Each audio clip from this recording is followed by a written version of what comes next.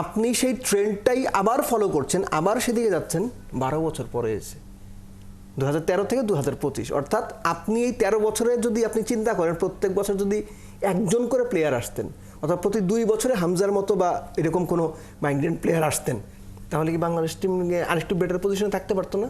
হয়তো থাকতে পারতো। বাংলাদেশ যদি ভালো ফুটবল খেলেও সেটা আসলে ক্রিকেটের মতো সাফল্য নিয়ে আসাটা একটু বেশি চ্যালেঞ্জ কিনা? ক্রিকেটে যত সহজে সাফল্যটা আসতে পারে, আপনি যদি নাম্বারস অফ পার্টিসিপেটিং কান্ট্রিজ দেখেন, সেই ক্ষেত্রে আপনার কথার উত্তর হচ্ছে ইয়েস, ভেরি ডিফিকাল্ট।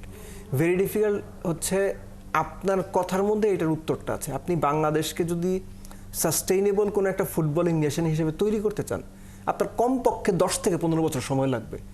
এখন 10 থেকে 15 বছরের মধ্যে আপনি শুধুমাত্র যে একটা জায়গায় যাবেন সেটার জন্য আপনার প্লেয়ার লাগবে, আপনার অবকাঠামো লাগবে। ক্রিকেটের ক্ষেত্রে যে কথাগুলো ঘুরে ফিরে বলা হয়, একই কথাগুলো অন্য কোনো চেহারায়, অন্য কোনো পোশাকে ফুটবলের জন্য কার্যকর।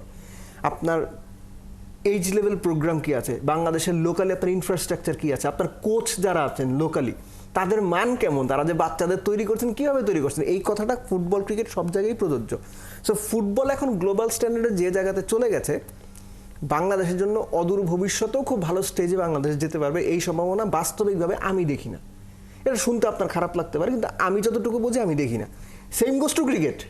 ক্রিকেটও যে ডিফারেন্ট সেটা না যে বাংলাদেশ আগামী 2-4-5 বছরের মধ্যে, 5 বছরের মধ্যেও যে গ্লোবাল ব্র্যান্ড হিসেবে দারুণ জায়গায় চলে যাবে বাংলাদেশ ক্রিকেট টিম, এটা আমার মনে হয় না। কিন্তু একটু ইন্টারাপ্ট করি, কারণ আমরা তো অ্যাটলিস্ট বিশ্বকাপ যাওয়ার স্বপ্ন দেখতে পাচ্ছি ক্রিকেটে না, এখন বোধহয় দেখতে পাচ্ছি না। এটা যারা বলেন তারা বোধহয় এটা ওই আবেগের বসে বলেন।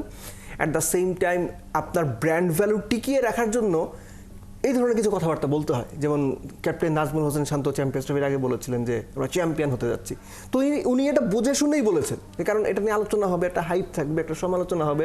সো যে টিম 3টা ম্যাচের একটা ম্যাচ জেতার সামর্থ্য রাখে না, একটা টিম ম্যাচ ফাইট করতে পারে না, সেই টিমের ক্যাপ্টেন বলছেন আপনি চ্যাম্পিয়ন হওয়ার জন্য যাবেন। সো এটা আসলে এক ধরনের ফ্লুক ছাড়ার কোনো কিছু না। সো এই জন্যই বললাম যে বাংলাদেশ অদূর ভবিষ্যতে ওয়ার্ল্ড কাপ চ্যাম্পিয়ন হবে খুব রিসেন্ট টাইমে। অদূর ভবিষ্যৎ মানে আমি নেক্সট 3-4-5 ইয়ার্সের কথা বলছি। এটা আমার মনে হয় না। বাংলাদেশ টিমের ওই স্ট্রাকচারটা নেই, ওই প্লেয়ারই নেই, যে কোনো ফর্মেটে হোক। সো ফুটবলের যে ব্যাপারটা সেটা ক্রিকেটের জন্য সত্যি। ক্রিকেটে 10-15টা দেশ খেলে, তাদের কম্পিটিশন কম, কিন্তু ওই কম কম্পিটিশনের মধ্যেই যারা অনেক বেটার তাদের তুলনায় বাংলাদেশ অনেক পেছনে। ফুটবলে অনেক দেশ খেলে, অনেক বেশি কম্পিটিশন, তো সেখানেও বাংলাদেশের যে মার্জিনটা, সেই মার্জিনটা বাংলাদেশের সাথে বেটার টিমগুলোর সাথে তুলনা করলে অনেক পেছনে। সো দুইটো দলের অবস্থা মোটামুটি ইকুয়াল। ফুটবলটা অনেক বেশি স্প্রেড বা গ্লোবালি এটার মানে ভালোবাসা বা পছন্দের জায়গা এত বেশি, আপনার স্বাভাবিকভাবে মনে হবে যে বাংলাদেশের কোনো সম্ভাবনা নাই। কিন্তু আইডিয়ালি ক্রিকেটেও বাংলাদেশের খুব বেশি সম্ভাবনা নাই। একটু বেশি হতাশার কথা বলছেন আপনি।